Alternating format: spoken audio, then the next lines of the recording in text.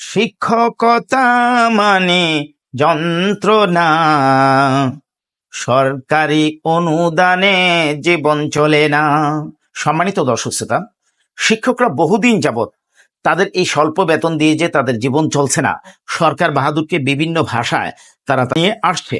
সরকার তা শুনেছে, আমাদেরকে মিথ্যার আশ্রয় নিয়ে প্রতিশ্রুতিও দিয়েছে, এখন পর্যন্ত তা বাস্তবায়ন হলো না। এবং আসছে আগামী বাজেট, তার মধ্যেও বাস্তবায়ন হবে কিনা তারও কোনো নিশ্চয়তা নেই। এমত অবস্থায় শিক্ষকদেরকে কিভাবে আরো কুণ্ঠাসা করে রাখা যায়, একটার পর একটা নীতিমালা তৈরি করা হচ্ছে। দেখেন, উত্তপ্ত তাপদাহের মধ্যেই 28 তারিখে প্রতিষ্ঠান খুলে দেওয়ার সিদ্ধান্ত নিয়েছে সরকার।